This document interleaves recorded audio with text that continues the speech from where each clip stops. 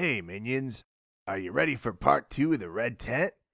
So, at the end of part 1, remember, Mission Impossible's asshole brothers had made the whole palace of Shechem, cut the skin off the tips of their peepees. And then, while the men were all helpless and sore, the brothers murdered everyone they could get their hands on, including Mission Impossible's new hubby, Prince Not a White Dude. Then, they wrapped Mission Impossible up in a blanket, took her back to their dad, Game of Thrones dude. So part 2 in the miniseries has very little to do with what's in the Bible. It pretty much shows what happens to Mission Impossible chick after the whole Jacob Bunch foreskin massacre fiasco. So the brothers unroll Mission Impossible out of the blanket, and she's still covered in Prince Not a White Dude's blood. She curses her whole family, including her dad, Game of Thrones dude. She basically tells her dad that what he and her brothers did to her was way worse than what he did to that blonde queen on Game of Thrones. And then Mission Impossible chick invokes the most horrible curses she can think of and walks out of the camp, all the way back to Shechem. And no one in the Jacob Bunch camp even tries to stop her. Prince Not a White Dude's mom and Mission Impossible chick flee the city of Shechem together and go to Thebes. It turns out that Mission Impossible chick got pregnant from her one and only sexy time with Prince Not a White Dude. She names her son Bar Shalem. But Queen Not a White Woman says, nuh-uh, his name is Ramos. Queen Not a White Woman claims Mission Impossible's baby as her own and forces Mission Impossible chick to be a slave and tells her she can't tell her son anything about her father or brothers and that she's her mother in name only, or she will never see her son again. What can Mission Impossible chick do but scrub floors and wash clothes for 10 years, just so she can have those precious few moments that she can spend with her son?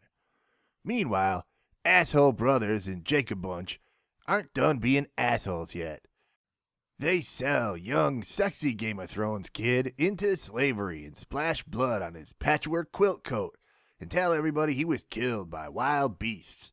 So Queen Not a White Woman decides it's time for Ramos to learn his Egyptian ABCs, squiggle, squiggle, bird, eyeball, and so she sends him far away for ancient Egyptian book and scroll learning.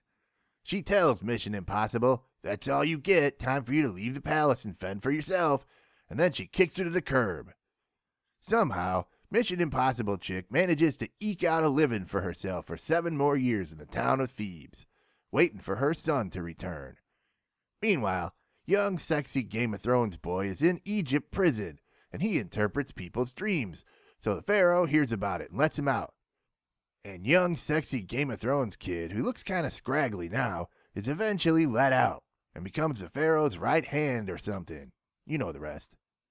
So 7 years pass, and Queen Not a White Woman is about to kick the bucket, but she summons Mission Impossible chick back to the palace and eventually forgives her of stuff she didn't even do. You know, like getting Prince Not a White Dude killed and all his subjects killed and cutting off the edges of their peepees and stuff. 17-year-old son of Mission Impossible is in town and overhears this and finds out his uncles murdered his dad and that Mission Impossible is his real mom. And he gets angry and tells Mission Impossible chick he never wants to see her again. Poor Mission Impossible chick, she just can't win. Fast forward a bit, and Mission Impossible chick eventually starts a new life with a new husband and takes up midwifery again. She gets a reputation as a midwife and is eventually summoned back to the palace. There is some high-ranking official's wife whose babies all die before they're born or something, and Mission Impossible does the impossible. As it turns out, this Egyptian official is none other than her brother, young, sexy Game of Thrones dude. Also, young Ramos, her son, happens to be in the palace.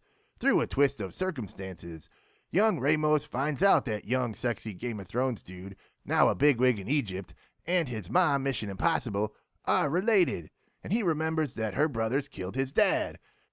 So he thinks that sexy young Game of Thrones dude was one of the asshole brothers who killed his dad, and he tries to knife young sexy Game of Thrones dude. He shouldn't have done that. Young Ramos gets thrown in prison and is slated to be executed. Mission Impossible chick begs for his life. And eventually, young sexy Game of Thrones dude just has Ramos banished. and tells him to change his name to Bar Shalem. Aww. See, Mission Impossible Chick was forbidden from ever calling her son Bar Shalem, the name that she gave him, but now he will have to use that name for the rest of his life. He won't ever get to see his mom again, but poetic justice and Pyrrhic victory and all. Fast forward a little after that, and Mission Impossible Chick and young Game of Thrones dude get the news that old Game of Thrones dad is dying. So, reluctantly, they decide to go travel and pay their dad their last respects. Mission Impossible Chick goes into the tent where her now feverish blind dad, old Game of Thrones dude, is down to his last few moments. He doesn't know Mission Impossible Chick is who she says she is, but he remembers his young daughter, Mission Impossible Chick, and speaks tenderly of his lost daughter and cries for her. Right about when he kicks the bucket, Mission Impossible Chick forgives Game of Thrones daddy of all that has happened to her. The movie ends with Mission Impossible Chick going back into the red tent.